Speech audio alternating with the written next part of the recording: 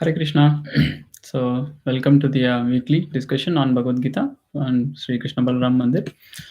So, before we start, we will chant the Jai Radha Madhava prayers.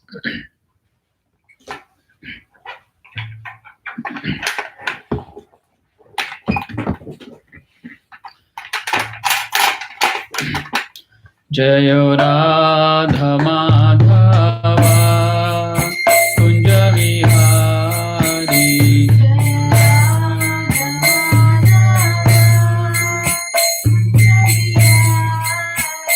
Jaya Gopi Jana Vallabha Girivaradhari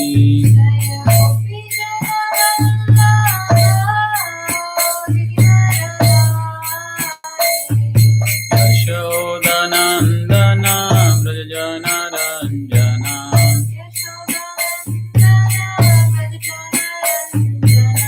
Yamuna Tira Vanachari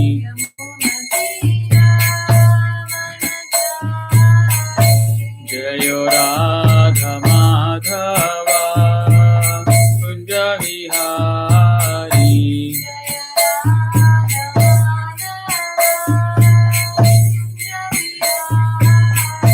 Jayo Gopi Jana Vallabha Girivaradhari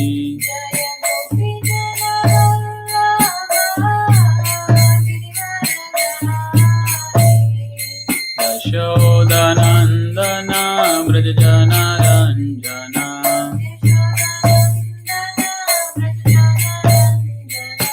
Yamuna Tira Vanachari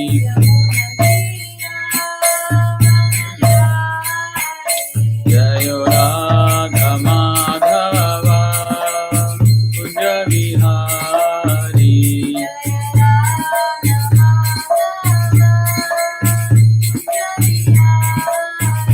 Jayo Radha Madhava Kunja Vihari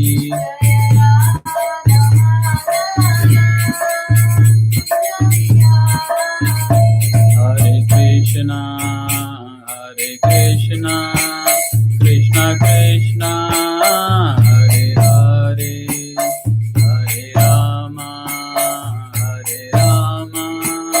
Rama Rama Hare Hare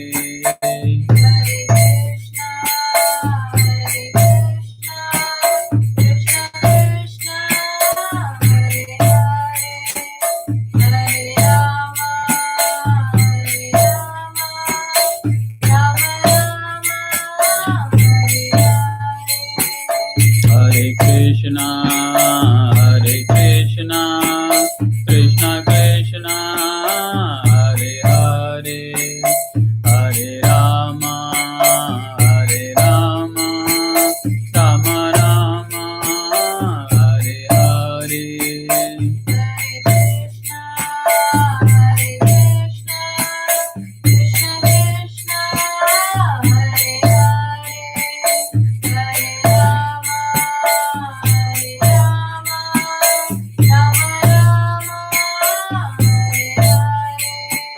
Hare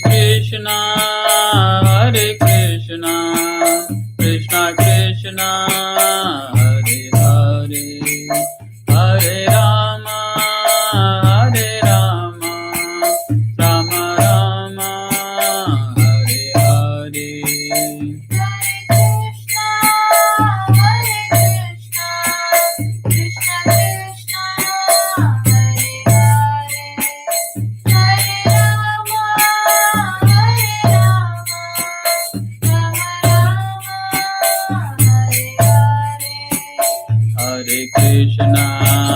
Hare Krishna Krishna Krishna Hare Hare Hare Rama Rama Rama Hare Hare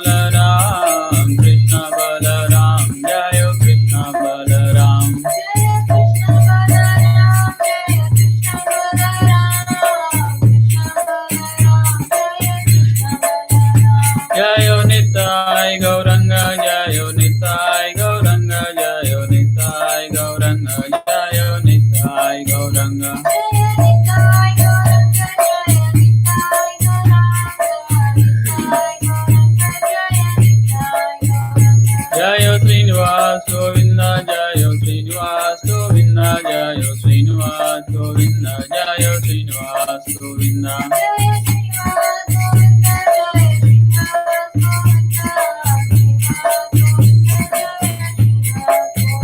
Jaya Prahlad Narsimha, Jaya Prahlad Narsimha, Jaya Prahlad Narsimha, Jaya Prahlad Narsimha.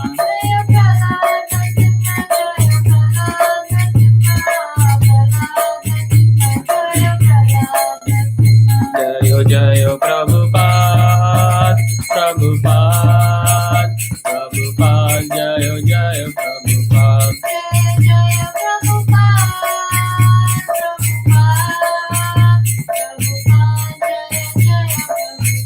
Nitai Gaura Hari Bol, Hari Bol, Hari Bol, Nitai Gaura Hari Bol.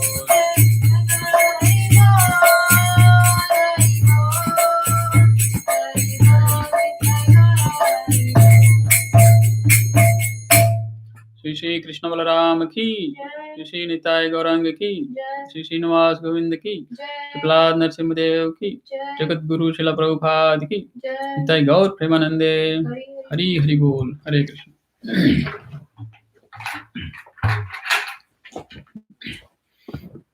Hare Krishna. So before we start, we'll invoke the holy name of the Lord.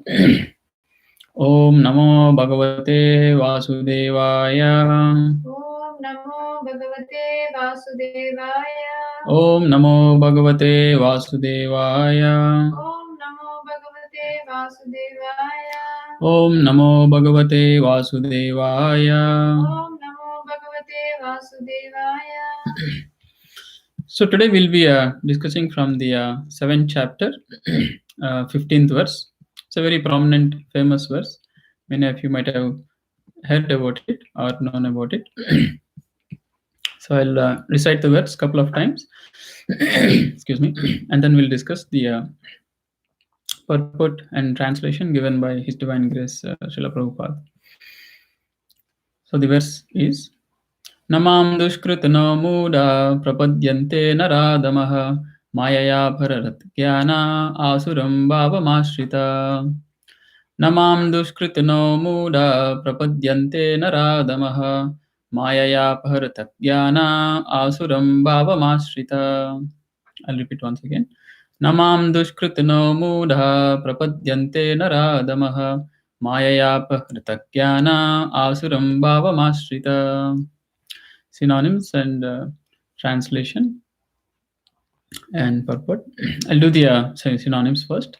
Na, not, mam, unto me, dushkritanaha, miscreants, mudaha, foolish, prapadyante, surrender, naradamaha, lowest of among mankind, mayaya, by the illusory energy, apahrata, stolen by illusion, gnanaha, knowledge, asuram, demonic, bhavam, nature, asrita, accepting. Translation and purport by His Divine Grace Abhay Charnaravinda Bhaktivedanta Swami Srila Prabhupada ki jai. Jai Srila Prabhupada. Translation. Those miscreants who are grossly foolish, lowest among mankind, whose knowledge is stolen by illusion, and who partake of the atheistic nature of demons, do not surrender unto me. Purport. We have a long purport. Prabhupada is giving a very nice explanation. So what we'll do is we'll discuss sections of the purport. So I'll read a part of the purport, we'll discuss it, and then we'll discuss like that. Purport.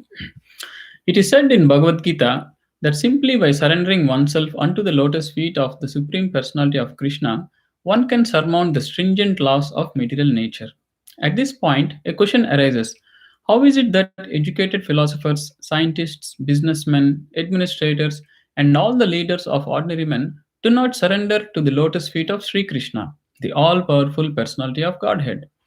Mukti, or liberation from the laws of material nature, is sought by the leaders of mankind in different ways and with great plans and perseverance for a great many years and births.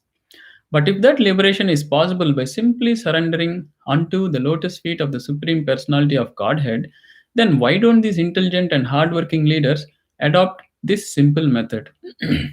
The Gita answers this question very frankly.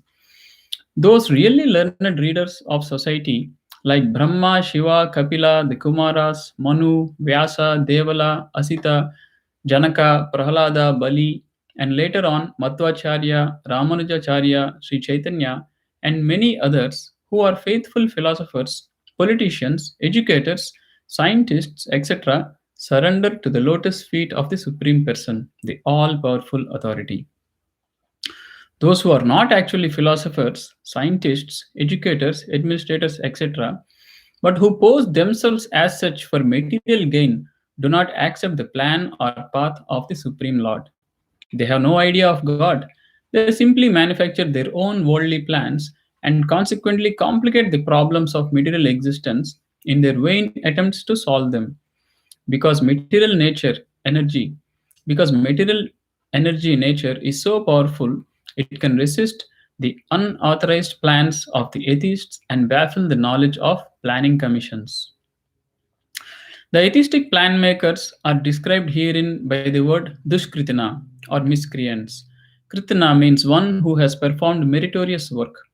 The atheist plan maker is sometimes very intelligent and meritorious also, because any gigantic plan, good or bad, must take intelligence to execute.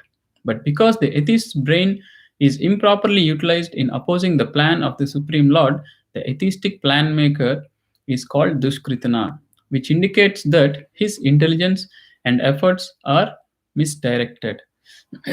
So I'll pause here and we'll discuss the first section of the purport here. ॐ अज्ञानतिमिरान्धस्य ज्ञानाञ्जनशलाकया चक्षुरुन्मिलितं येन तस्मै श्रीगुरुवे नमः। नमो विष्णुपादाय कृष्णप्रेष्ठाय भूतले श्रीमते भक्तिवेदान्तस्वामिन्निति नामिने। नमस्ते सरस्वते देवे गौरवाणी प्रचारिणे निर्विशेष शून्यवादी पाश्चात्यदेशतारिणे। जय श्री कृष्ण चैतन्य प्रभु Nityanand Shri Advaita Gadadhar श्रीवासदि गौरभक्तवृंद।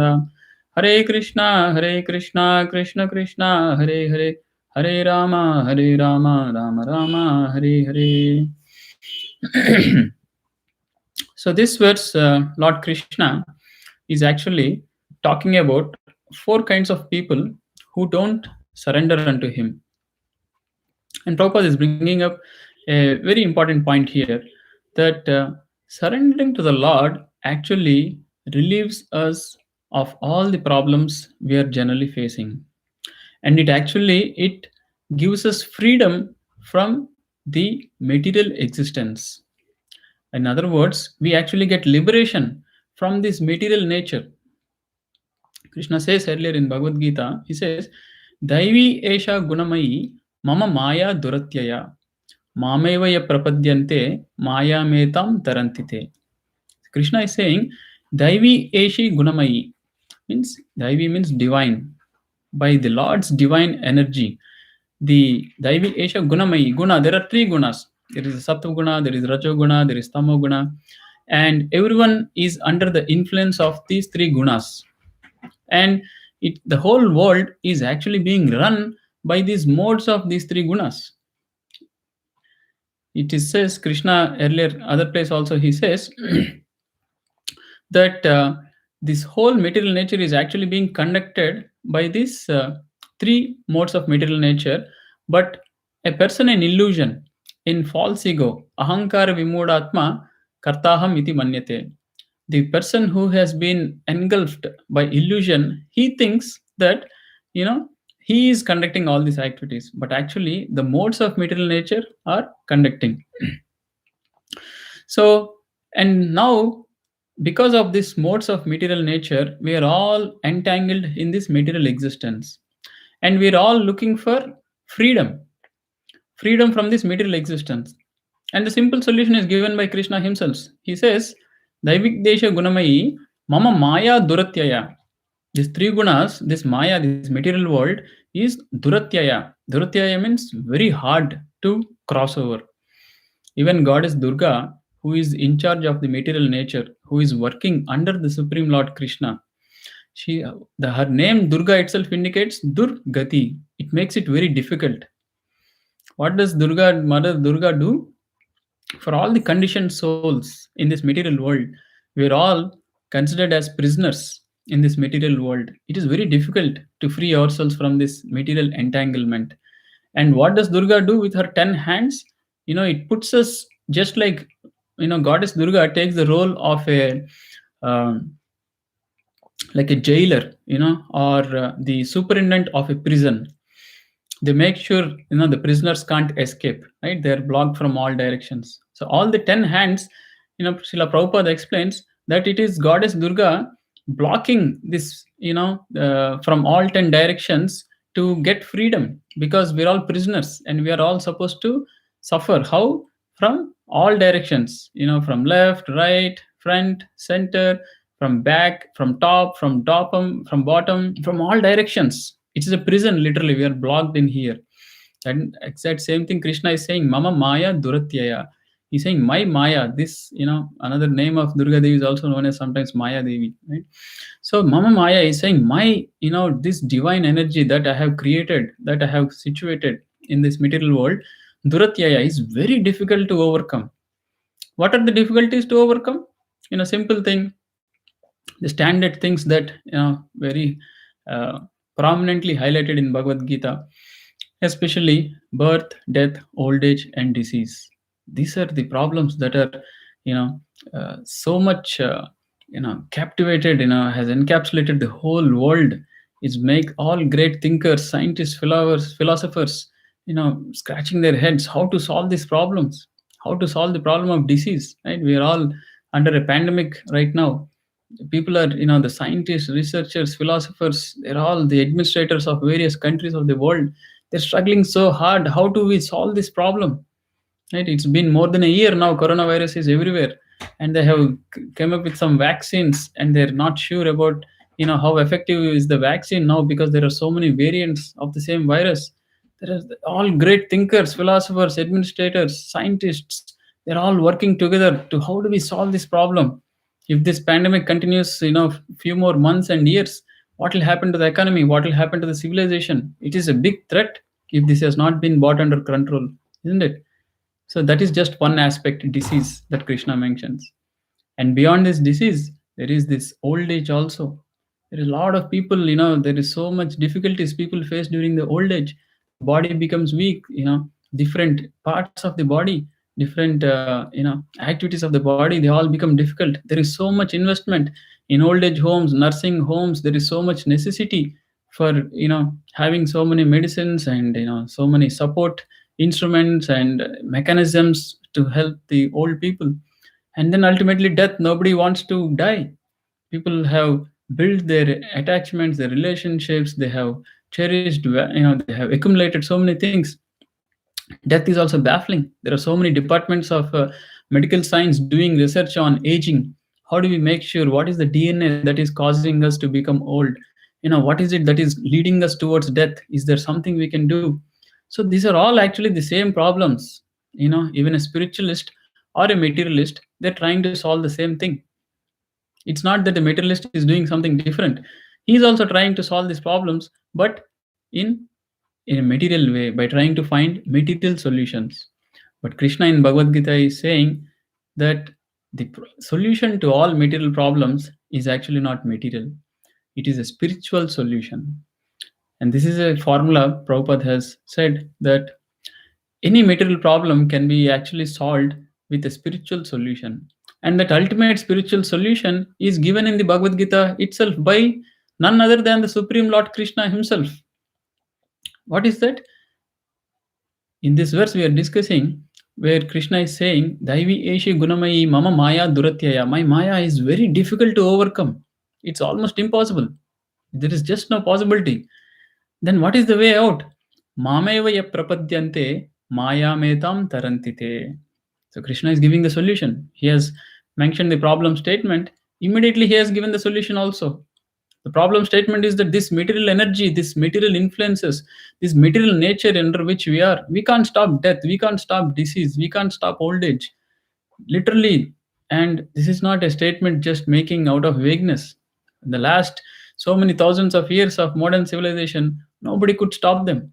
Even the greatest philosopher, scientist, intelligent person also had to succumb to this. They also had to become old, and one day they had to die. So mama maya duratyaya. But then what is the solution? The solution is mamevaya prapadyante maya metam tarantite. Krishna is saying, if one surrenders to me, maya metam tarantite. What is that spiritual solution? That spiritual solution is to understand that we are not this matter. We are spirit soul. We are the atma within this body, and there is the supreme soul. There is the paramatma. There is the supreme Lord, and we have to surrender to him. That's what Krishna is saying. Mameva ya prapadyante. Prapadyante means to surrender. Mameva prapadyante. What happens then if you surrender to the Lord? Maya metam tarantite. So Krishna is saying, this Maya, which is so difficult to overcome, if you surrender to me, very easily you can, cross over it. Take the same example of a prisoner in a prison, and there's the superintendent of the jail. Can he come out of it? Impossible. The superintendent of the prison will never allow. But if the king or the state, head or the president, if he makes a special request, yes, relieve this person, then he will be relieved, isn't it? So in the same way, Lord Krishna, the supreme Lord, being the master of the whole creation, master of all the devatas and demigods, different devatas are in charge of various departments, right? Goddess Durga, it is said she's in charge of managing this material world. But who is she working under? Chayeva yasya bhavanani vibharti Durga. It is said she is like the shadow of the Lord Krishna. Another place it is said Durga Devi is Vaishnavi Devi. She is the topmost devotee of the Lord also, right? So she is, other places it's considered like the sister of the Lord. So in that one she is subordinate to the supreme Lord.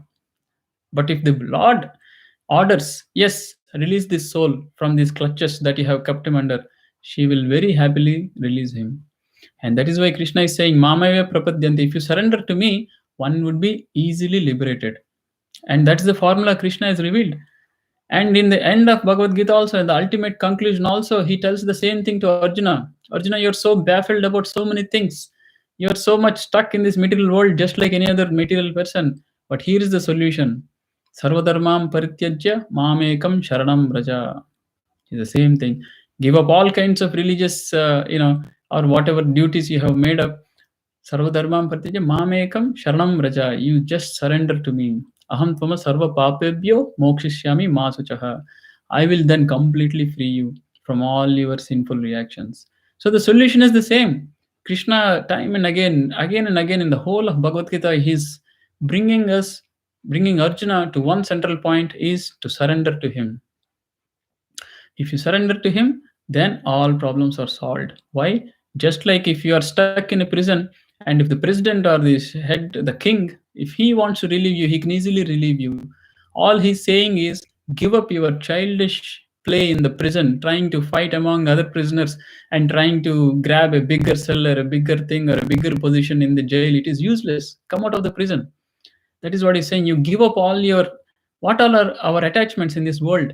We are being more and more attached to the prison. Sometimes people want to accumulate more money. What does it mean? You want a bigger cell in the prison? Sometimes people want to become very famous. They're so much working hard day and night to become famous.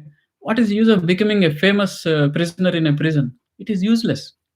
Sometimes people want to become beautiful and improve their looks. Again, it's a prisoner. It's like a uniform in the prison. What is this body? It is just dead matter actually.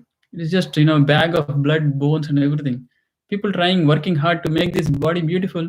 It is like the prisoner trying to make his dress look very neat and clean and very pretty and attracting. What is the use?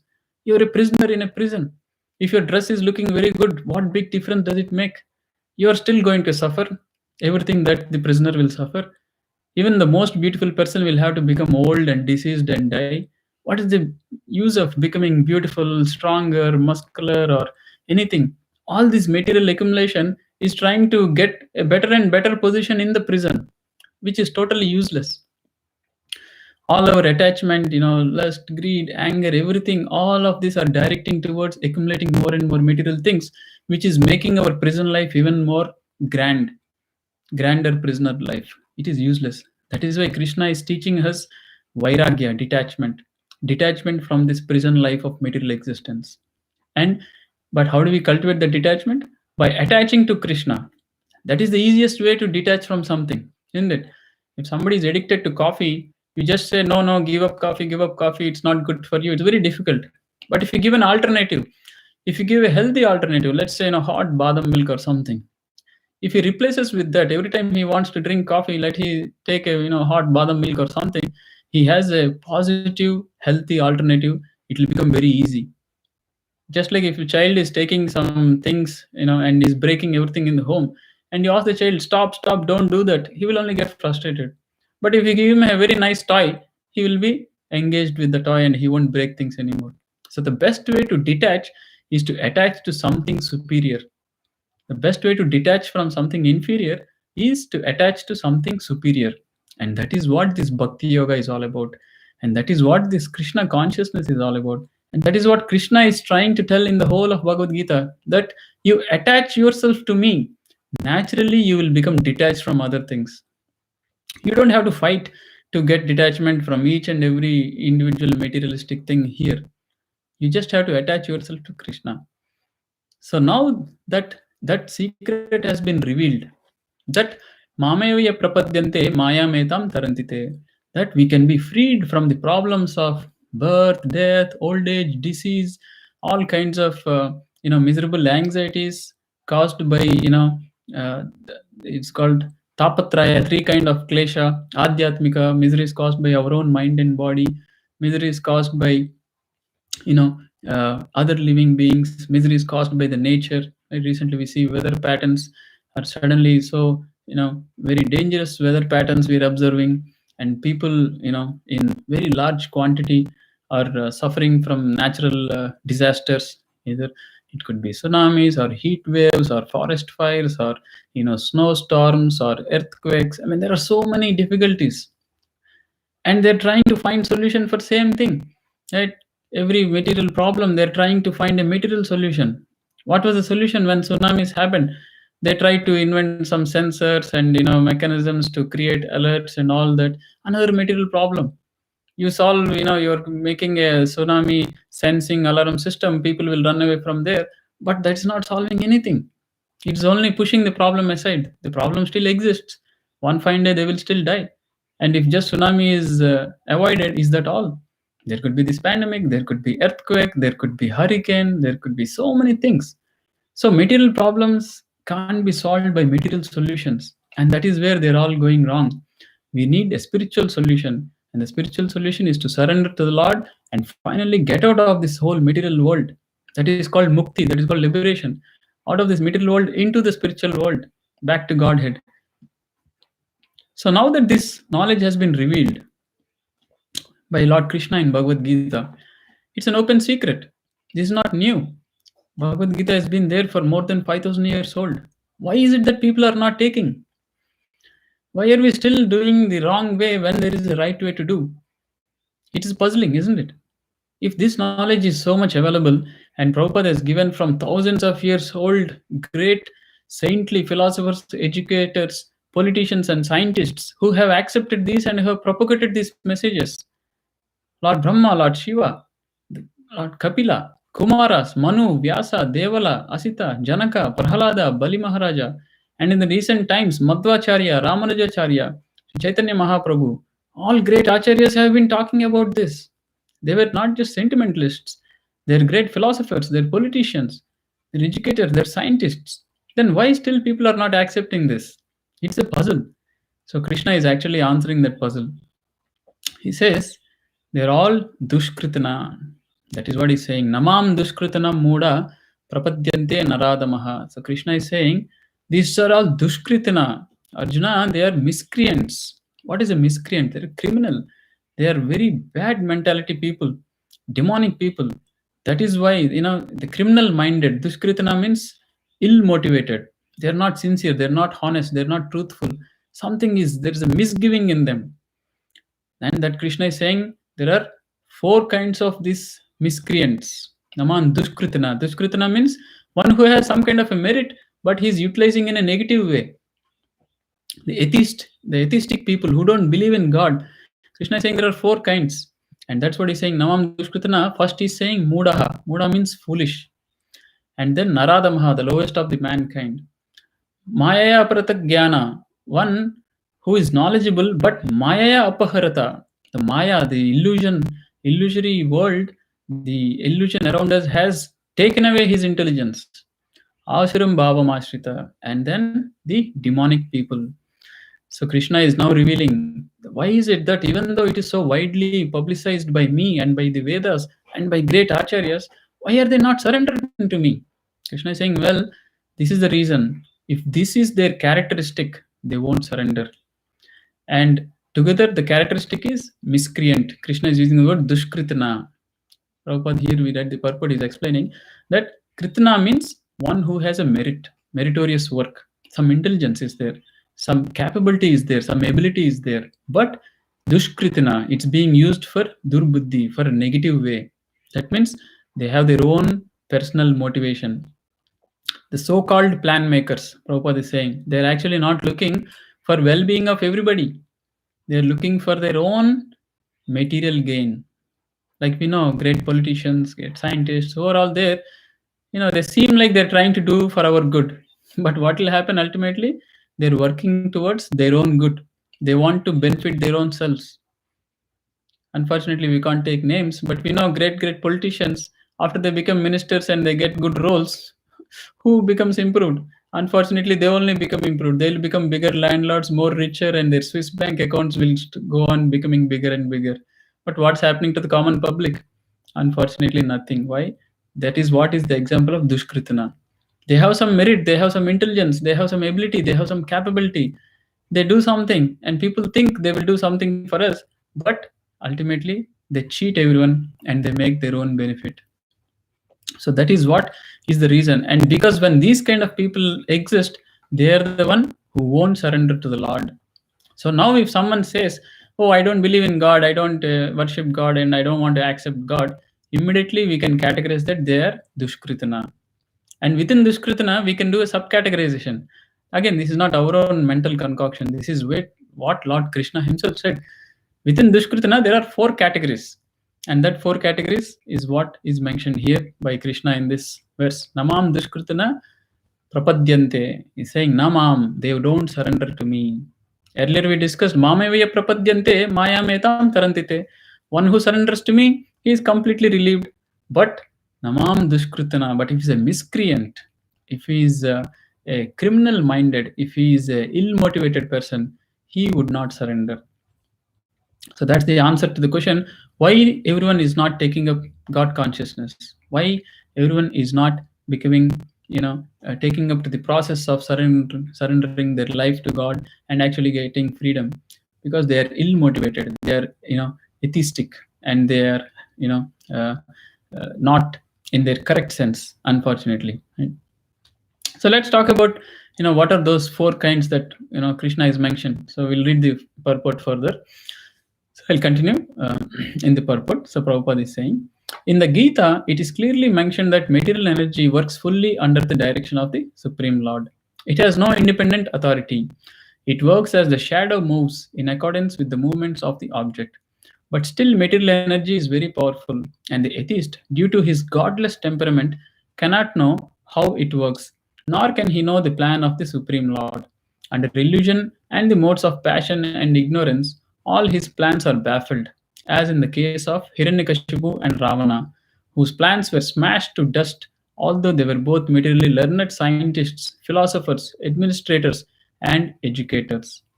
These kritinas or miscreants are of 4 different patterns as outlined below.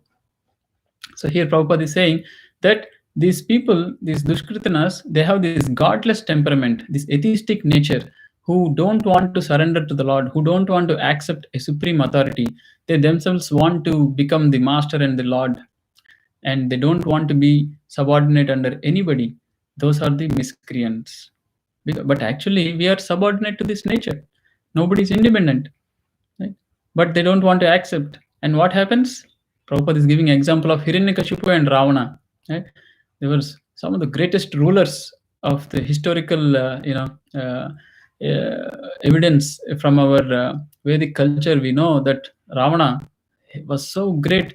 He could even defeat the Devatas. So powerful he was. What happened to him? And Prabhupada is saying he was not just a regular demon. He was actually Ravana was from a Brahminical family. He was a very great learned Vedic scholar. Prabhupada is using the word, these people, they were not any less capable. Ravana was a philosopher, he was a scientist, administrator, he was a king, and educator. They were well knowledgeable. Same even Hiranyakashipu. But what happened? Prabhupada is saying they were smashed to dust. When the Lord had incarnated to put an end to their brutalistic activities, finally they were smashed to dust. So they all come under the Dushkritana, the miscreants. Now these miscreants, there are four categories. Krishna is saying here, Namam Dushkritana. First category is Mudaha. So let's read here what Prabhupada is saying about the Mudaha. Muda means the fools. So from the purport, I'll read. The Mudas are those who are grossly foolish, like hard-working beasts of burden. They want to enjoy the fruits of labor by themselves, and so do not want to part with them for the supreme. The typical example, a typical example of the beast of burden is the ass. The humble beast, this humble beast is made to work very hard by his master. The ass does not really know for whom he works so hard day and night. He remains satisfied by filling his stomach with a bundle of grass, sleeping for a while, under fear of being beaten by his master, and satisfying his sex appetite at the risk of being repeatedly kicked by the opposite party. The ass sings poetry and philosophy sometimes, but this braying only disturbs others. This is the position of the foolish, fruitive worker who does not know for whom he should work. He does not know that karma, action, is meant for yagna, sacrifice. Most often, those who work very hard day and night to clear the burden of self created duties say that they have no time to hear of the immortality of the living being. To such mudas, material gains, which are destructible, are lives all in all, despite the fact that the mudas enjoy only a very small fraction of the fruit of labor. Sometimes they spend sleepless days and nights for fruitive gain, and although they may have ulcers or indigestion, they are satisfied with practically no food. They are simply absorbed in working hard day and night for the benefit of illusory masters. Ignorant of the real master, the foolish workers waste their valuable time serving mammon. Unfortunately, they never surrender to the supreme master of all masters, nor do they take time to hear of him from the proper sources. The swine who eat the soil and do not care to accept sweetmeats made of sugar and ghee. Similarly, the foolish worker will untiringly continue to hear the sense enjoyable tidings of flickering mundane force that moves the material world. So, this is the first category. Mudaha. Muda means fools. And what is a classic example of a fool? Prabhupada is giving the example of the ass, the beast of the burden. What does the ass do? It works hard for uh, the washerman, isn't it? What does the washerman do? It loads the ass with lot of burdensome clothes, and the ass very humbly carries that huge load of clothes, and the washerman washes them and brings them back. And what does he give? He gives a morsel of grass. What does the ass need? It needs some grass, right? So Prabhupada, why is this is called a fool? Because the ass, it doesn't know, it is so foolish that it doesn't have to work so hard to get that morsel of grass. The grass is anyway available everywhere. So that is why ass is considered the most foolish animal. It is under the impression that the master is what is providing me, whereas the washerman doesn't even really do anything to provide the grass. Grass is already available everywhere, right? So in the same way, the human beings also, who are the fools, who are working so hard day and night, but what they are thinking, they want to keep everything for themselves, and they don't want to give anything to the supreme lord. They are very selfish. They're so foolish, they don't want to think deeply. They think they'll work hard and they will enjoy the results, but they don't know that how much ever hard they work, there is a law of karma that is guiding them. And even though they work hard, they won't get anything more than what they deserve. And they don't know that life, the human life, is meant for yagna. And what is yagna? Yagna means sacrifice. Yagna karma samudbhavaha. Krishna says earlier in Bhagavad Gita in the third chapter. He says, the way how this life actually works. Annad bhavanti bhutani. Right? The living beings subsist on anna, the grains. And then parjanyad anna sambhavaha. By rains, grains will grow. And then Yagnat Bhavati Parjanyo. By doing Yagna, you get rains. And Yagna Karma Samudbhavaha. And the whole purpose of karma, our actions, is to perform Yagna. And what is Yagna? Yagna means to please the Lord, sacrifice the Lord. Who is Yagneshwara? Who is the Lord of Yagna? That is Lord Krishna, Lord Vishnu. So Krishna is saying very clearly that human life is actually meant to perform Yagna. What happens when you perform Yagna? All your needs will be taken care of. We don't have to work so hard. Actually, nowadays the modern civilization has become so complicated. One has to get up early in the morning, catch bus, train, travel for hours, work so hard, late night, so many work, and come back home so late. This is such a complicated civilization. Even the so-called advancement, now we are all working on computers, advanced technology, Wi-Fi, AC room, whatever. Still, we are working hard day and night. Even though now it is remote lockdown, a lot of people working remotely, the anxiety is still there. So it has become a very complicated life. We don't have to work hard with so many complications, so many difficulties, so much struggle for existence, job security, so much anxiety. All one has to do is perform yagna, perform sacrifice. And our ultimate necessity, as we can't live without food, isn't it? So simply by performing yagna, there will be rains, there will be grains, and one can eat very happily and live happily. And that was the Vedic culture. Prabhupada used to say people used to work hard only for 3 months of a year, growing some grains. The crops would come, and rest of the year the grains are stocked. And during the year, you have a cow, you get some milk, you have milk, and you grow some small vegetables in a small yard. More than sufficient. 9 months you have time, all life. And what do they do? They serve the Lord. They would perform religious activities, they would perform spiritual activities, they would read Bhagavad Gita, Bhagavatam, they would go to the temple, they would celebrate festivals, they would hear Harikatha. It would be a blissful life, joyful life.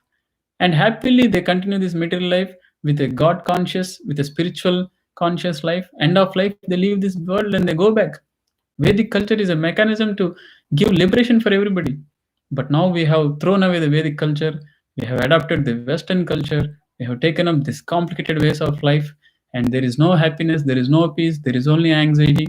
The diseases are increasing, the hospital bills are increasing, the anxieties are increasing, and there is craziness all around us. Why? Because we have given up the Vedic culture, we have given up the instructions of Lord Krishna. Vedaham samatitani, Krishna says, I am the one who has given the Vedas. So that is the problem. And what is the problem today? People have become foolish. They have given up this and they're thinking, oh, why I should serve God? Why, if I earn money, why I should give to God? Why I should give temple? Why I should do yagna? Why I should even bring God in picture? I'll work hard like ass and I'll earn money and I'll enjoy. They don't know, as Prabhupada is saying here, what is that earning money? What is that enjoying? They will only work so hard and finally they will have problems like ulcers and other kind of things. And they don't even enjoy anything that they earn. They will die like that ass unnecessarily. Working hard. Shramayeva hi kevalam. It is said in Bhagavatam. It is just an unnecessary strain. There is no benefit. So that is the first kind of people, the fools, the muda. They are the ones who don't accept God.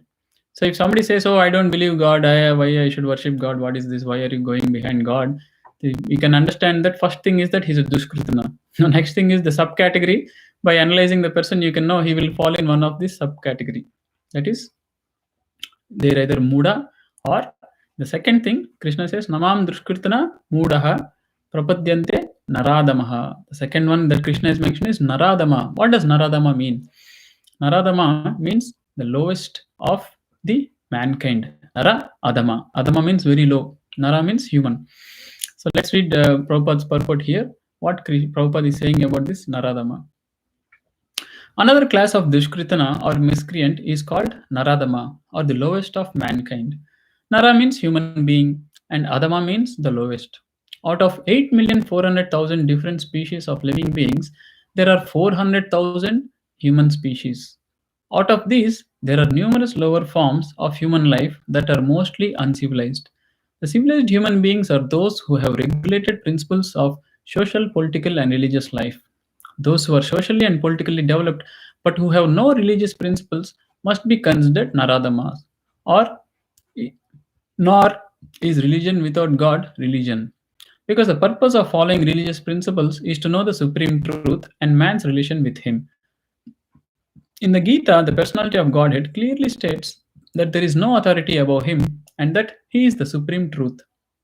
The civilized form of human life is meant for man's reviving the lost consciousness of his eternal relationship with the supreme truth. The personality of Godhead, Sri Krishna, who is all powerful. Whoever loses this chance is classified as Naradama. We get information from revealed scriptures that when a baby is in the mother's womb, an extremely uncomfortable situation, he prays to God for deliverance and promises to worship Him alone as soon as he gets out. To pray to God when he is in difficulty is a natural instinct in every living being because he is eternally related with God. But after his deliverance, the child forgets the difficulties of birth and forgets his deliverer also, being influenced by Maya, the illusory energy. It is the duty of the guardians of children to revive the divine consciousness dormant in them. The 10 processes of reformatory ceremonies, as enjoined in Manusmriti, which is the guide to religious principles, are meant for reviving God consciousness in a system of Varnashrama. However, no process is strictly followed now in any part of the world, and therefore 99.9% of the population is Naradama. So there's a little more, but in the interest of time, I will pause here. So the second class of Dushkritana is the Naradama. And Prabhupada is clarifying what is a Naradama. Naradama, Nara, the human life, the beauty or the purpose of the or the benefit of human life is to take up a life of religious principles. And religion is not just some sentiment. Religion is backed by philosophy. The religious rules and guidelines and principles of do's and don'ts and how to worship the Lord, how to live life, how to live a life of cleanliness, truthfulness, honesty, compassion, and ultimately worshiping the Lord is meant to elevate our consciousness from animal consciousness to towards God consciousness. So that is the purpose of human life. But then in the humans, there are kind of people who don't accept God, who don't believe God, and who don't worship God, who don't even try to understand this Vedic knowledge. And they are the ones Naradama. So the first class of people who don't surrender are the fools, the Muda, and second are the Naradama, who are the lowest of mankind. That means they don't practice any religious principles. They don't accept God, and they don't want to understand the uh, the truth given by God Himself, and they just don't want to accept God. They're the lowest of the mankind. Like one can say they're atheist. So the third class, Krishna is saying there is another class also, because one might think, okay, the fool might not accept God, that is understood. And then there is the lowest of mankind who have no religious principles, they also won't accept. But in general, they seem to be foolish people. But what about the intelligent people? They are the there are some very intelligent people in the world also. What about them? The scientists, the philosophers, the doctors, there are actually many intelligent people. But what is their situation? Why is it they are not surrendering to God? And then Krishna is saying here, the next class is Mayaya Aparhata Jnana. That means even though he is a Gnani, he has a lot of knowledge. Mayaya Aparhata, the Maya, the illusory nature, the illusory world, the illusion that has been created around us, that I am this body, I am belonging to this family, this is my nation, this is my country, this is my name, this is my fame, this is my property, this all this my business is nothing but illusion. Why? At the end of life, it is all lost. And next life, you will be born with a different body, and you can't claim a single penny from any of all your assets and accumulations from your last life. So that illusion is what is a lot of these intelligent people are going through. Even though they're intelligent, Maya apaharata jnana, the Maya, the illusory energy is stealing away their intelligence. It is as good as they're not intelligent. Why? Because they're totally illusioned. Just like if he is a very scientific, advanced person, he becomes a mad person. Is there any use of all his intelligence? So that's what Prabhupada is saying here.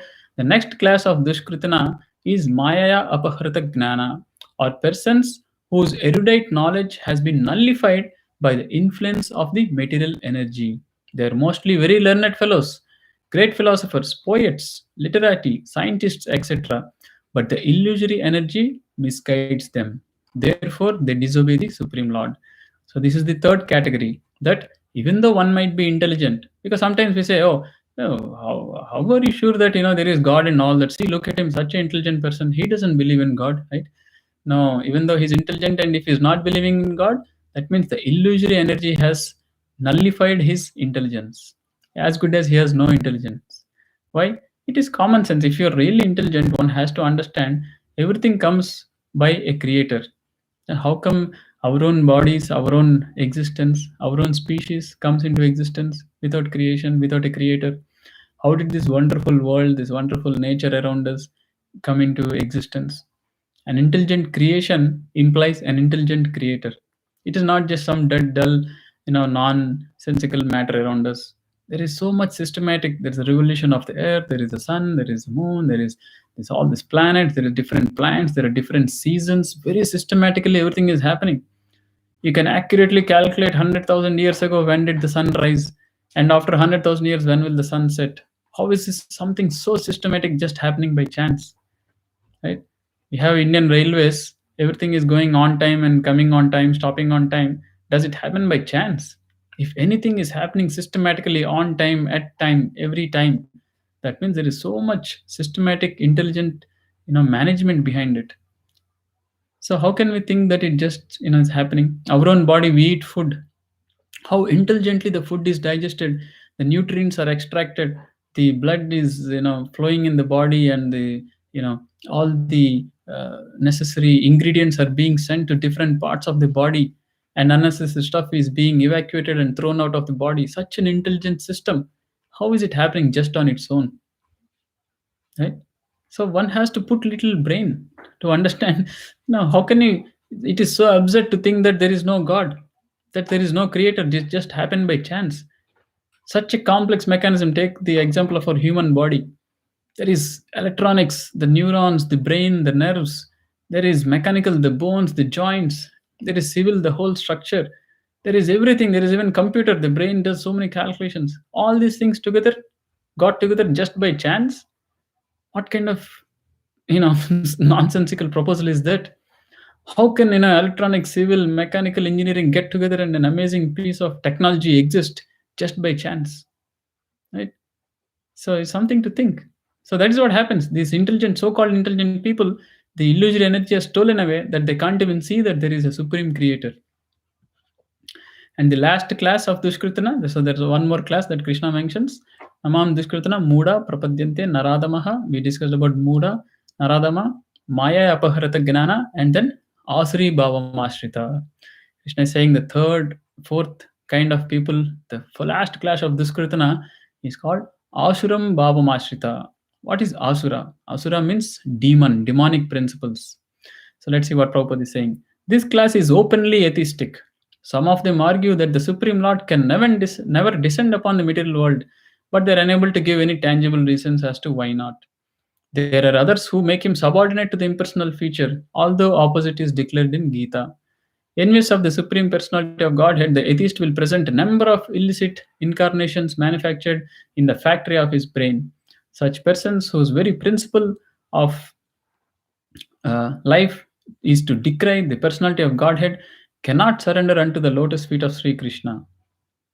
Sri Yamunacharya Albandaru of South India said, "O my Lord, you are unknowable to persons involved with atheistic principles despite your uncommon qualities, features, and activities, and despite your personality being confirmed by all revealed scriptures in the quality of goodness, and despite your being acknowledged by the famous authorities renowned for their depth of knowledge in the transcendental science and situated in godly qualities." So the fourth class is the downright atheists. They are so envious of the Supreme Lord. They don't even want to think that there is somebody superior to them. They will manufacture their own ways of different arguments. The atheists also sometimes are very intelligent. They're scientists. They can put forward so many arguments. There's so much, they're against. They just don't want to surrender. They're envious of the Supreme Lord, and they don't want to accept any supreme authority. So this is the fourth kind, is the Asuri Bhavamashrita, who are completely in denial and accepting the Lord. So Prabhupada summarizes the last line of the purport. He says, therefore, 1, the grossly foolish persons; 2, the lowest of the mankind; 3. The deluded speculators. 4. The professed atheists, as above mentioned, never surrendered unto the lotus feet of the personality of Godhead in spite of all scriptural and authoritative advice. So thus ends this purport, and we are at the end of time also. So this Krishna is very technically scientifically telling us what are those kind of people who don't surrender to Lord. So from now onwards, if we know that if anybody says, oh, I don't believe in God, or I don't think God exists, immediately we can classify that he's a dushkritana, he's a miscreant, he's not a good person. And what is a subcategory? He is either of these four categories. He is either foolish, or he is the lowest of the mankind, or he is an intelligent person, but his intelligence stolen by the illusory energy, or he's a downright demonic person who is full of atheistic tendencies, who is full of envy towards the Lord and envy towards the supreme uh, proprietor of everything. So I would like to conclude here. And we're all fortunate if we are discussing this. Hopefully, we are not one of these four categories, and we should not be also. But knowledge is very important. We need to understand what Krishna is saying. This will help us, in day-to-day life when we come across so many people, to immediately understand and identify. Oh, these are the people that Krishna was talking about in Bhagavad Gita. I better watch out. Let me not be very close to them, because bad association will put us in trouble. Right. So there is definitely a practical aspect of every verse of Bhagavad Gita, and I would say the practical aspect is this will make us more mature when we meet people around us, and when they say they don't believe in God, and if we analyze a little bit deeply, we can directly track down, trace back to this verse in Bhagavad Gita that oh, this is this kind of person. I better avoid close association with him. Right? And that way we can safeguard and guide our lives such a way that we can actually make spiritual advancement rather than going down in spiritual life. So I'll stop here. Thank you, everyone. So we can again meet next time when we discuss another verse of Bhagavad Gita. Hare Krishna. Jai Shila Prabhupada.